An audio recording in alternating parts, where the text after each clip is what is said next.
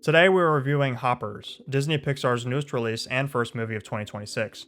I'm very excited for this one because for once I won't be flaming the studio like I have in my other videos. If you watch my channel, you know how much I love animated movies. This one is no exception. Hoppers is directed by Daniel Chong, creator of We Bare Bears, and his influence is clear throughout the film in terms of humor and overall stylization. Right, let's get into the review. Hoppers is a lively sci-fi action comedy following the nature-loving college student Mabel on a mission to save her favorite forest glade from being destroyed in order to make way for a new highway. The only reason the glade is allowed to be destroyed is because there are no animals that inhabit it anymore. Mabel discovers that if she can lure a beaver colony to live in it, then other animals will follow suit, meaning that it cannot be destroyed. Things pick up quickly when Mabel discovers that a professor has developed a new device initially built to make wildlife research easier. This device, called the Hopper, allows human consciousness to be transmitted into a robotic animal. Mabel decides to usurp the device and transmits her consciousness into a robotic beaver, which she plans to use in order to save the glade. It's wacky, but most importantly, original. First, let's talk about the visual quality of the film. Being modern Disney, it's always going to try to look realistic, but with enough cartoony aesthetics to let you know it's still animated. The artistic detail does not disappoint here, which is important considering how nature-centric the plot is. The world really feels like it's breathing, and it makes you resonate with Mabel's love for it. The quality of the water in the film is particularly outstanding, although I feel that Disney has mastered the look of water since Tangled. You can tell they really took their time making each landscape look immaculate, and it shows during the quiet scenes of Mabel and her grandma admiring the forest. The visuals aren't just there to look good, as they serve a purpose in the story by making nature a character of its own. From the animals casually interacting with each other and their surroundings to the vibrancy of the flora, Hoppers really pulls you in and makes you feel like you're part of something bigger.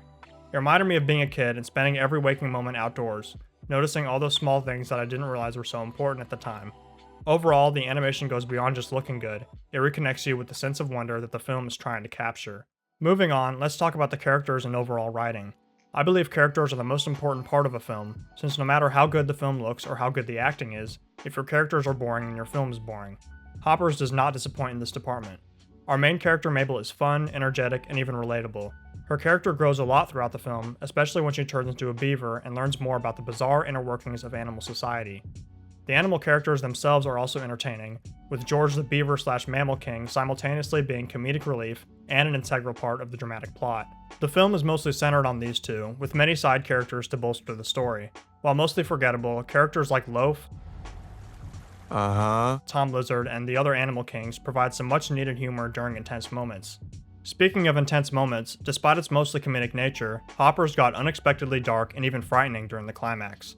I think the audience all knew that King George was going to find out that Mabel isn't actually a beaver, but the way it was executed was devastatingly heartbreaking, with George discovering that the best friend he had put so much trust in was actually a remotely controlled, lifeless animatronic. This got me right in the feels, alongside the ending, which was beautifully done and perfectly bittersweet. Now let's talk pacing. Hoppers clocks in at 1 hour and 45 minutes, which I believe was the perfect amount of time for what the film was trying to convey. The emotional stakes are built up appropriately, with each scene advancing the plot in some meaningful way. One of my favorite scenes was during the council meeting, where all the leaders of different animal types discuss how to ensure that humans don't take away their homeland. It is ripe with tension and anger, but an equal amount of humor and really propels the story forward. Daniel Chong's influence really shines here, with plenty of goofy character dynamics and physical comedy whilst maintaining tension. Next, let's talk about the audio, which is also very well done here, including a score composed by Mark Mothersbaugh. It is as emotionally rich as the story and provides an extra sense of excitement and fascination in every scene. Additionally, the sounds of nature are beautifully executed and not over the top, which makes Hoppers that much more immersive.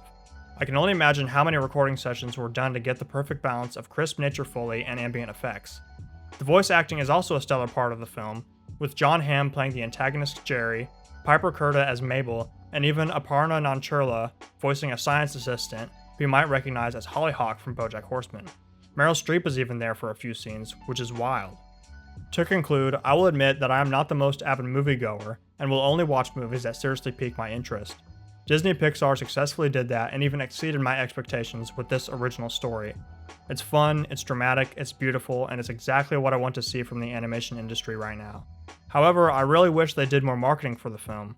As someone who isn't so invested in the animation scene, might not have even known that Hoppers had come out. With it being in development for 6 years, they had plenty of time to hype the movie up more.